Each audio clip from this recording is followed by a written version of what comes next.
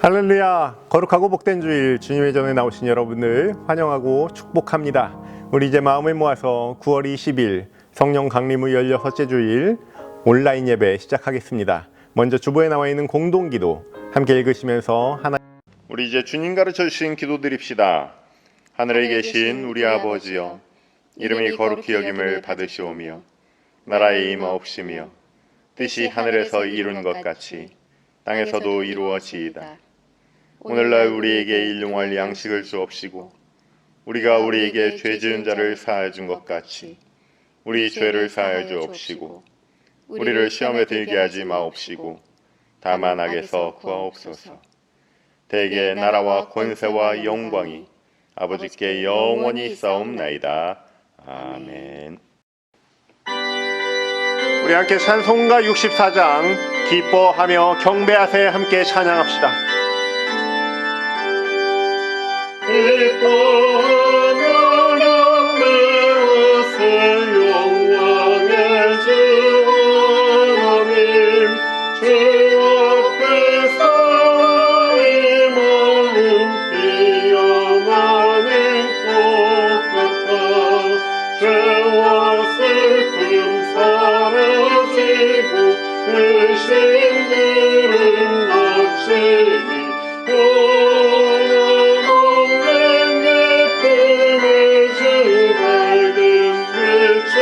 주시네. 한마음에 맘들이 주의 솜씨 빛내고 얼마 천사 모래소리 끊임없이 등높아. 불과 습과 삶과 물자 흩어진 하나라. 모든 만날 주의 사랑 기뻐 찬양하여라. 우리 주의 사랑이 올복의 근원이시니 삶이 깊은 샘이 되어 바다처럼 넘치네. 아버지의 사랑 안에 우리 모두 형제니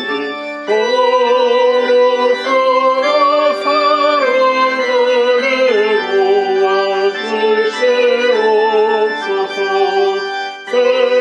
새벽별의 머릿결 힘찬 찬송 부르니 주의 사랑 주의 되어 한맘 되게 하시네. 노래하며 행진하여 싸움에서 이기고 승전나를 높이 불러주께 영광 돌리세.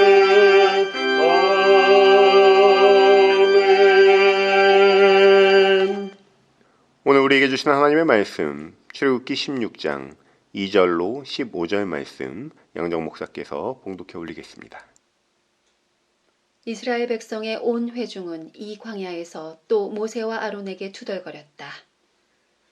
차라리 이집트 땅에서 야훼의 손에 맞아 죽느니만 못하다.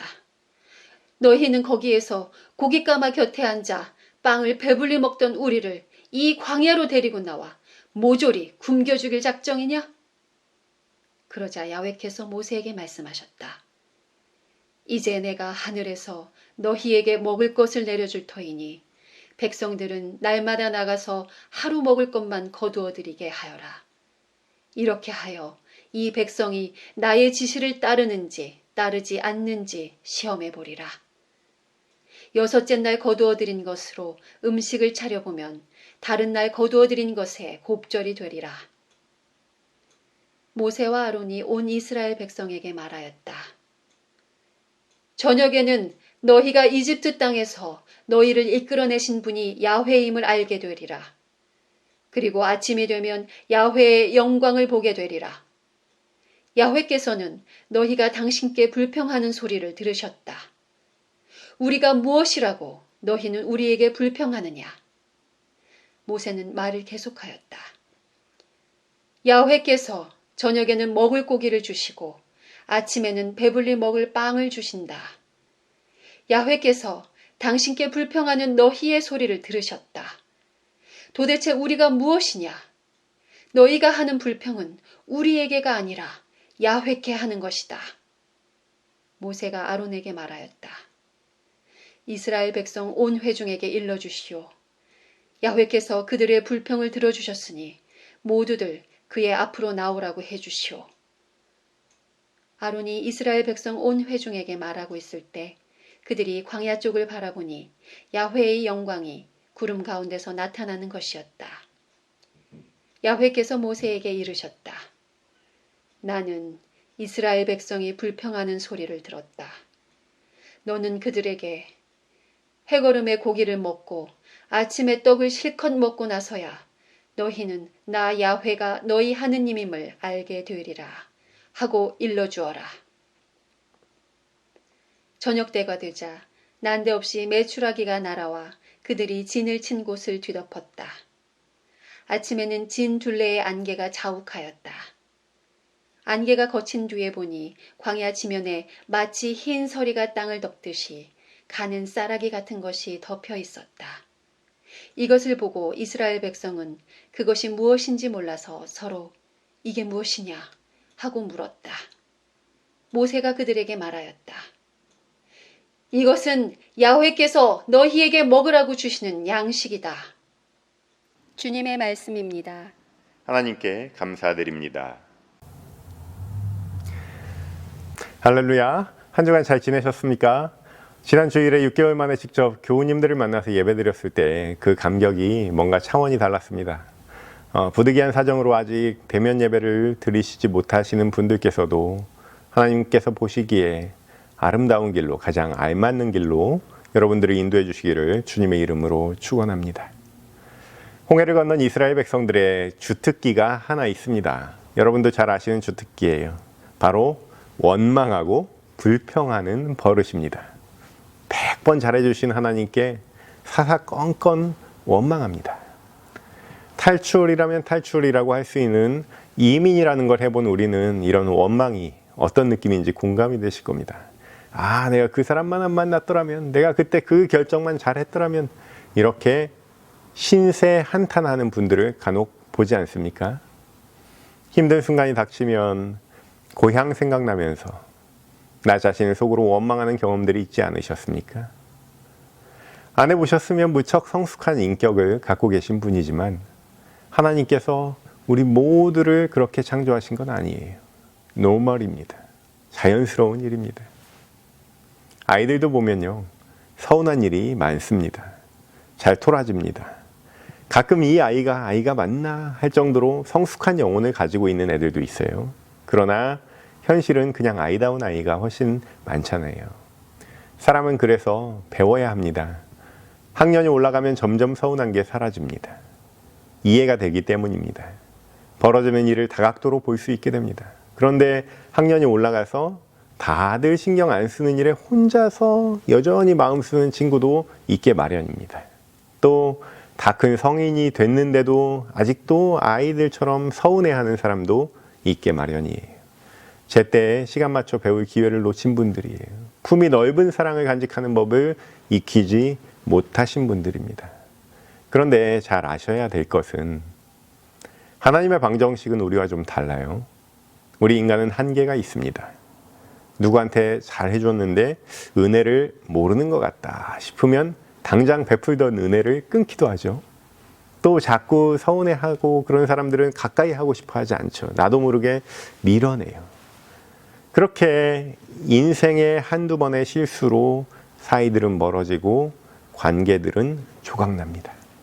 그런데 우리가 간과하는 게 있어요. 바로 나도 실수하고 나도 서운할 때 있다는 점은 잘 있습니다. 남들한테는 그렇게 냉정하면서 자신한테는 관대해요.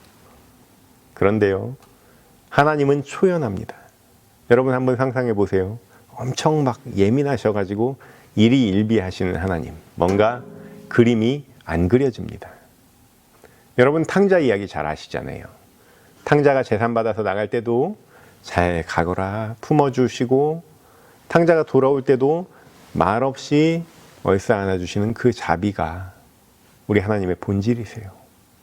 이스라엘은 하나님의 부르심을 받고 광야 학교로 들어갔습니다. 현대인들은 12년짜리 초중고 교육을 받고 필요하다면 대학 4년, 길면 10년을 더 배우는데, 이들은 40년짜리 광야 학교에 들어갑니다. 6월절 밤에 축제를 벌이던 그날 밤을 기억하십니까?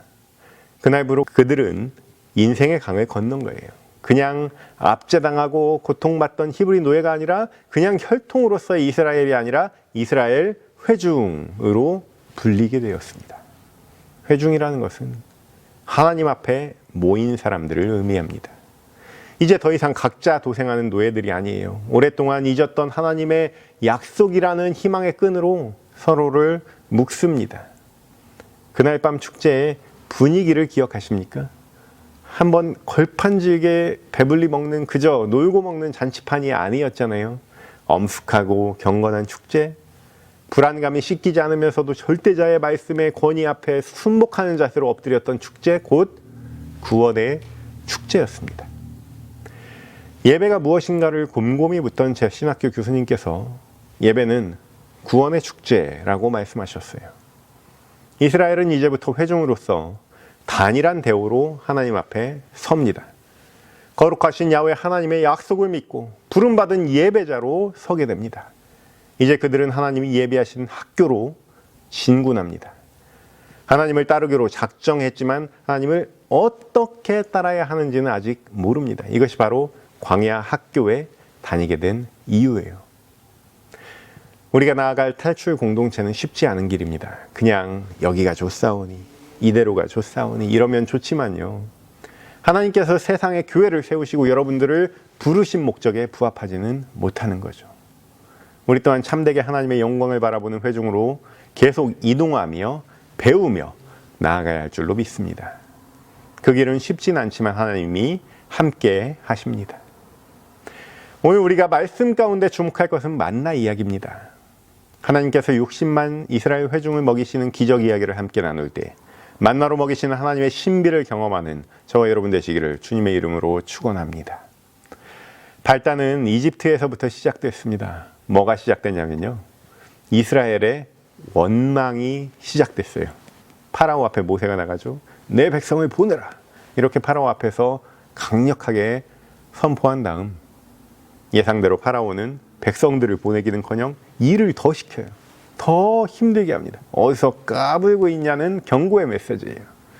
그 다음에는 건축 재료도 주지 않고 엑스트라로 노예들이 충당해 오도록 시킵니다. 압제에서 해방시켜줄 줄 알았더니 모세가 아주 긁어부스럼을 만들어놨어요.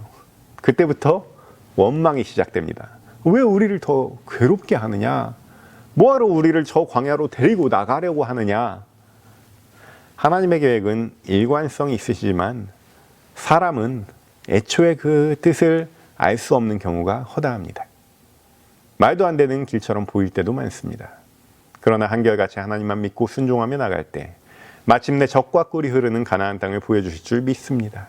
성서의 위대한 역사만 있는 게 아니에요. 그 사이에는 남들에게 보이고 싶지 않은 우리 내면의 추악함을 형상화한 인물들의 목소리도 얼마나 많은지 몰라요. 그걸 보고 마음에 찔림이 있으면 주께서 예비하신 길을 말없이 따르는 순례자가 될 테지만 우리 현실은 그냥 성서의 그 부끄러움에 더 가깝지 않습니까? 홍해 앞에서도 원망합니다.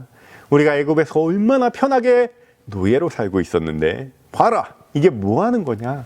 라고 따집니다. 홍해를 건너니 이제는 물이 없습니다. 5일간 물을 먹지 못하면 사람은 죽습니다. 생사의 기로 앞에서 또 원망합니다. 이제 오늘 본문 먹을 것 앞에서 다시 원망을 시작합니다. 원망은 나약한 인간에게 주시는 최소한의 방패예요. 어딘가 밖에서 그 원인을 찾아서 그 사람이나 그 원인을 죽여야 속이 시원해지는 법입니다. 우리도 원망을 때론 하지만 이스라엘의 원망을 한번 보세요. 너무하는 거 아닙니까? 기껏 탈출시켜 주시고 홍해를 건너게 해줬더니 끝도 없이 쉴 새 없이 원망의 원망이 꼬리를 잇습니다.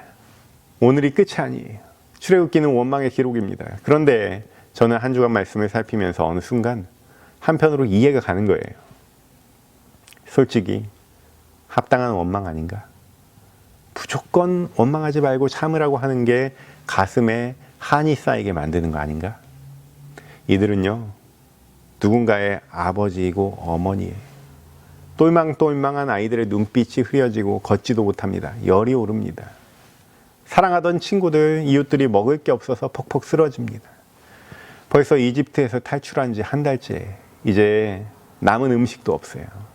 이런 광야의 열기에 아무런 대책 없이 우리를 끌고 나온 저 모세라는 사람은 과연 대책이라도 있는지 물어볼 수 있는 것 아닙니까? 우리는 세상과 관계하면서 중세 시절 사고방식에서 탈출하는 법을 익힐 필요가 있습니다. 중세에는 모든 도시나 마을 중앙 광장이라는 게 사실상 교회 앞마당이에요. 교회가 중심이고 사람들은 따라야 합니다. 오랜 역사입니다. 이것을 크리스텐덤이라고 그래요. 예수께서는 주변부로 다니셨는데 교회는 여전히 중심부에 있고 싶어 합니다. 그래서 생각하는 방식도 달라져요. 밥에 대한 생각도 마찬가지입니다. 자연인으로서는요, 집에 쌀 떨어지면 얼른 사다가 비축해야죠. 근데 교회만 오면 밥 없이 사는 사람처럼 땅에 발을 붙이지 않고 하늘의 것만 상상합니다. 예수께서는 시험을 이기셨습니다. 사람이 떡으로만 살 것이 아니요 하나님의 말씀으로 산다는 말씀을 문자로 받아들입니다. 집에는 쌀통에 쌀이 가득하면서 사람은 말씀만으로 살아야 한다고 외칩니다. 이러면요, 공감 능력이 떨어지는 거예요. 누군가 굶고 있는 사람이 있다는 것을 관념으로만 생각하게 되는 거예요. 마리 앙뚜아네트가 당장 빵을 달라 했던 프랑스 민중들에게 했던 말 기억나십니까? 저 사람들은 빵 없으면 케이크를 먹으면 되는 거 아니야? 우리는 말씀의 덧입힘을 받아서 또한 성령 충만해서 설령 배가 고파도 고고한 품격을 유지할 수 있는 분들도 있어요. 그러나 모두 그런 건 아니죠. 나는 고고하더라도 빵이 필요한 이들의 심정은 이해할 수 있어야 크리스찬입니다. 모두가 광야의 예수는 아닙니다. 예수의 복음과 더불어 줄임배로 움켜진 이웃들과 연대할 수 있는 정도는 돼야 그 고고함이 빛을 잃지 않습니다. 그러면 출애굽 기자는 왜 이 메시지를 우리에게 남겼을까 생각해 봅니다. 돌고 돌아 그것이 필요한 원망이었지만 몇 가지 미숙한 전제에서 출발한 원망이라는 것을 살펴보기를 원합니다. 첫째는 잘못된 기억에 따른 원망입니다. 말씀드렸듯이요, 우리는 망각의 동물이에요. 자신의 기억을 부풀릴 수도 있고 잊을 수도 있습니다. 이렇게 모세 앞에 항의하는 순간에 잘못된 기억에 기반해서 원망하는 이 모습을 살펴볼 수가 있어요. 너희는 고기가마 곁에 앉아 빵을 배불리 먹던 우리를 이 광야로 데리고 나와 모조리 굶겨 죽일 작정이냐? 차마 고기를 배불리 먹었다고는 하지 않아서 다행입니다. 빵은 또 얼마나 배불리 먹었겠습니까? 왜곡된 기억이에요. 고기 냄새만 맡고도 자신이 노예 신분일지언정 고기 냄새는 원 없이 맡았다라고 자랑하는 겁니다. 이 얼마나 궁색한 원망입니까? 둘째는 잘못된 생각에서 따르는 원망입니다. 배고픈 철학자가 되느니 배부른 노예가 되겠다라는 말이 있죠. 이게 다른 얘기가 아니에요. 오늘날 사실 우리는 현실을 쫓아서 배부른 노예를 꿈꾸는지도 모릅니다. 닭장 속 암탉들처럼 움직이지 못하고 수단으로 사용되는지도 모릅니다. 이스라엘은 차라리 이집트 땅에서 야훼의 손에 맞아 죽느니만 못하다라고 항의합니다. 가만히 있었으면 본전이었을 텐데 라는 생각이 강하게 드러나는 거예요. 탈출 공동체가 겪어야 할 난항입니다. 주께서 인도하는 길이 꽃길이면 얼마나 좋겠습니까마는 실은 좁은 길이라는 사실을 누구도 부인할 수 없습니다. 셋째는 잘못된 대상에 대한 원망입니다. 모세에게 원망하고 있지만 사실상 하나님께 향하는 원망이에요. 그냥 기복신앙만으로도 충분한데 왜 이런 모험을 하게 만들었냐는 거예요. 탈출 나는 됐다는 거예요. 탈출이 밥 먹여주냐는 거예요. 모세는 광야학교의 선생님으로서 선포합니다. 도대체 우리가 무엇이냐? 너희가 하는 불평은 우리에게가 아니라 야훼께 하는 것이다 라고 가르쳐요. 히브리 노예들의 나약함에 화가 잔뜩 난 모세의 느낌도 전해집니다. 실제로 모세가 한 성질합니다. 시내산에서 내려와 화났을 때 하나님의 말씀도 집어 던져서 깨뜨렸잖아요. 그러나 오늘 본문은 하나님은 어떤 분인지 정확하게 말씀하고 있습니다. 어떤 상황에도 우리에게 영광을 보여주시는 분, 우리를 이끌어내시는 분, 우리 제1한인교회 회중들을 온라인에서 함께 예배드리는 모든 회중들을 사랑하셔서 끝까지 인내하시는 분이신 줄로 믿습니다.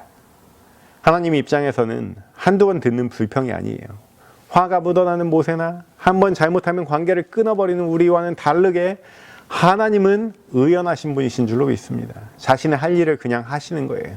우리는 100번 잘해도 한 번 실수하면 끝인데 하나님은 우리가 100번 잘못해도 한 번 순종하기를 약속하면 무한대의 사랑을 베푸시는 분이세요. 그 이유가 무엇입니까? 우리가 무엇이기에 하나님은 그 말도 안 되는 사랑을 베풀어 주신단 말입니까? 출애굽기 2장에 바로 그 힌트가 있습니다. 하나님께서 이스라엘의 신음과 아우성을 들으셨기 때문입니다. 아브라함, 이삭, 야곱과 맺은 계약을 생각하시어 이스라엘 백성을 굽어 살펴주셨다는 거예요. 하나님은 우리 아우성을 들으시는 하나님이십니다. 우리는 그러한 하나님의 백성이고 하나님 앞에 선 예배자, 그 이전에 하나님의 지음받은 자녀이기에 아빠이신 하나님께서 우리의 하소연을 들어주십니다. 우리는 때로는 아이처럼 원망할 수 있습니다. 너무 낙담하지 마십시오. 다 과정입니다. 그러나 노력은 좀 해야 돼요. 원망의 횟수를 좀 줄여보십시오. 원망이 원망을 낳습니다. 우리는 교회 공동체라는 또 다른 하나님께서 불러주신 학교에 다니고 있습니다. 하나님의 심정을 조금씩 이해하고 그 입장이 되어보는 경험을 소홀히 하지는 마십시오. 더 나아가서 설령 우리가 신앙적으로 어른이 되어도 하나님 입장에서 보면 우리는 하나님의 사랑하는 자녀들입니다. 우리에게는 하나님이 있습니다. 하나님은 우리를 굽어 살피시는 분이십니다.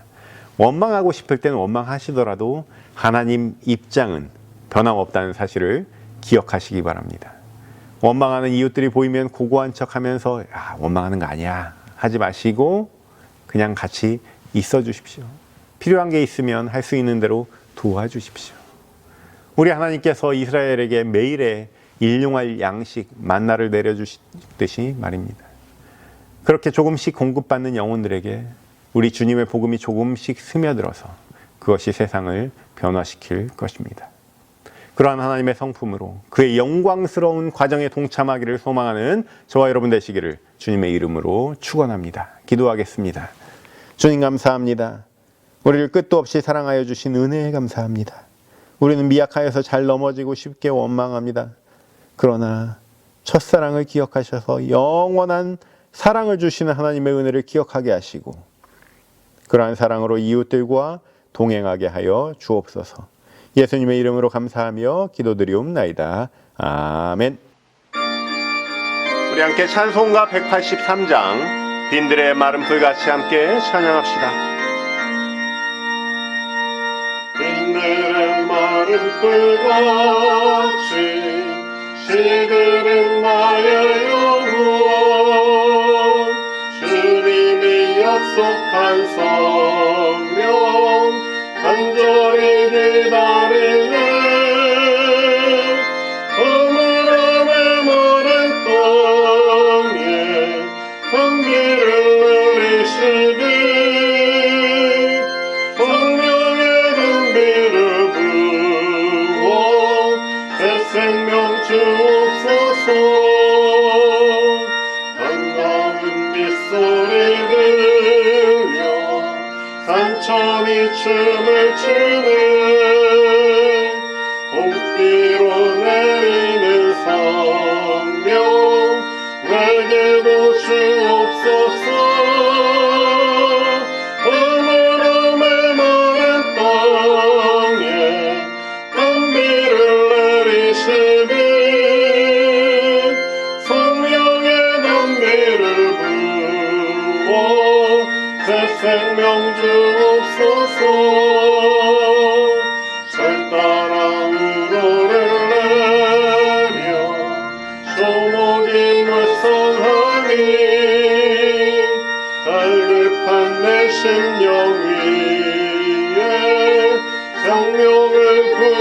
주옵소서. 하늘로 메마른 땅에 단비를 내리시니 성령의 단비를 부어 새 생명 주옵소서. 참되신 사랑의 언약 어길 수 있사오랴. 오늘의 흡족한 은혜 주실 줄 믿습니다. 가물어 메마른 땅에 단비를 내리시니 성령의 단비를 부어 새 생명 주옵소서.